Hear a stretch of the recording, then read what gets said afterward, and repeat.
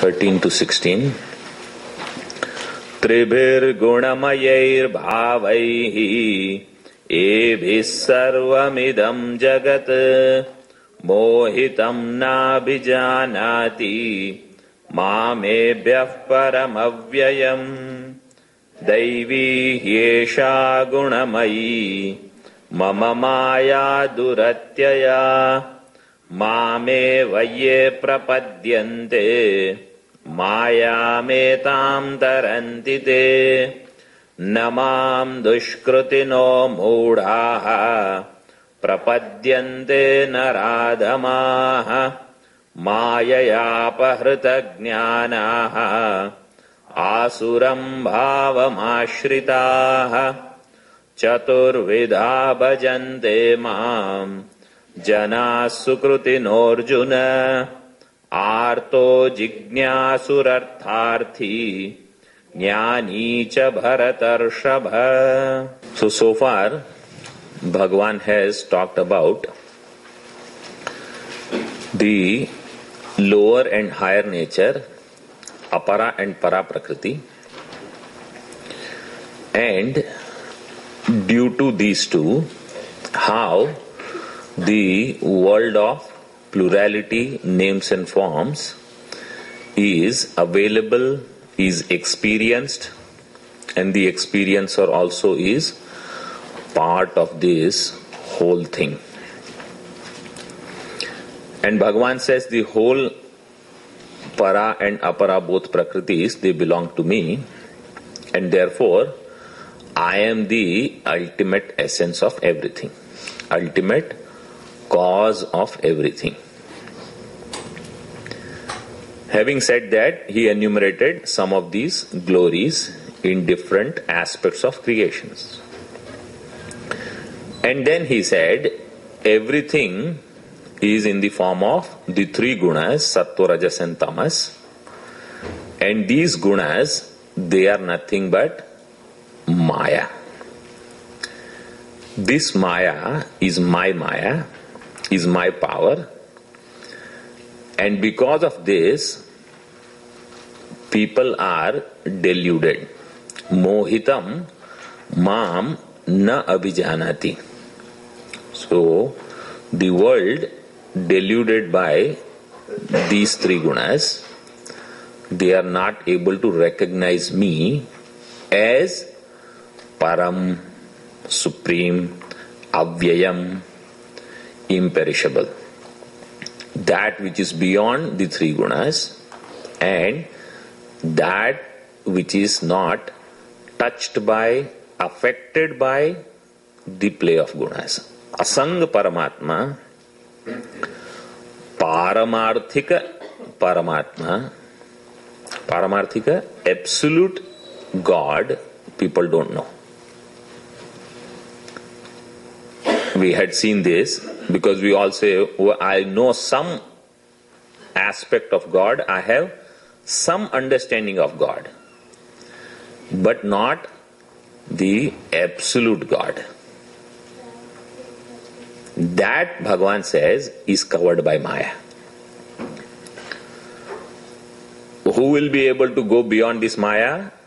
Mameva ye prapadyante mayam etam tarantite. Those who surrender to me, those who are totally devoted to me, they will be able to cross this Maya. So there Bhagavan concluded one topic.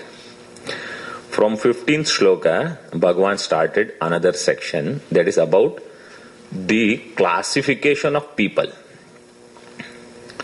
And broadly he classified people into two categories. Sukritinaha, Dushkrutinaha. People of good deeds and therefore good fortune, and bad deeds, so bad fortune. So that is law of karma. Good karmas, good results. Bad karmas, bad results. And the Dushkritinaha, the people of bad deeds, they were further hinted here in 15 shloka. Such people can be either mudhaha, means they don't know, they are deluded, but they are not wicked people. So they will not commit very harmful things, they will not do harmful things to others for their selfish gain. So in delusion also there are categories. Deluded, but I will take care of myself, I don't want to disturb anyone.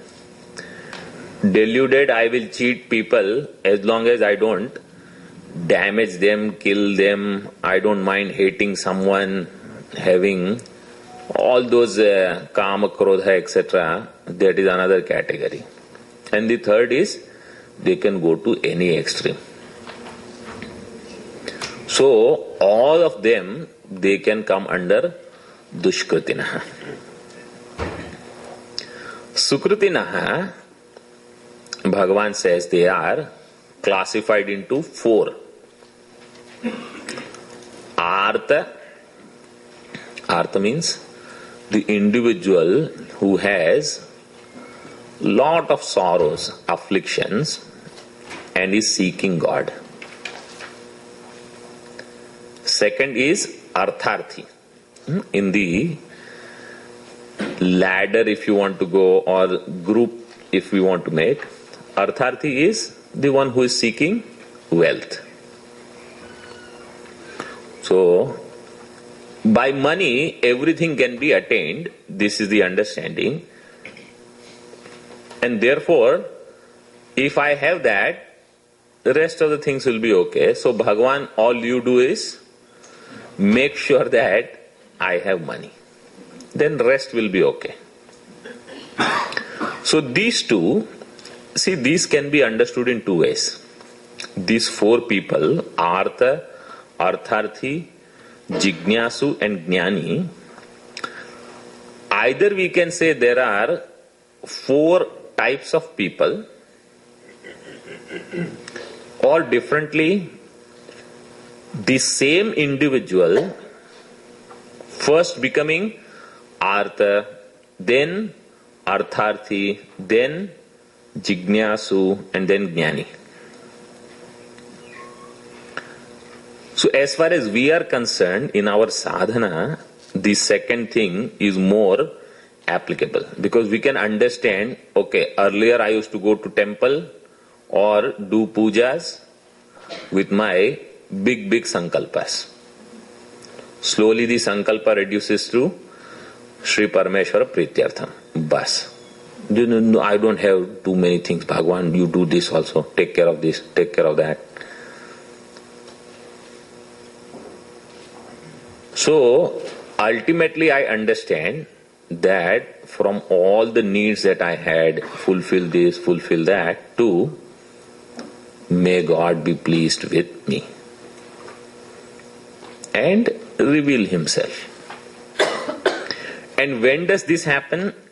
So there also, there is a system. I had mentioned in the earlier classes of this chapter the difference between a religious person and a spiritual person. Who is a religious person? The one who seeks God for something else is a religious person.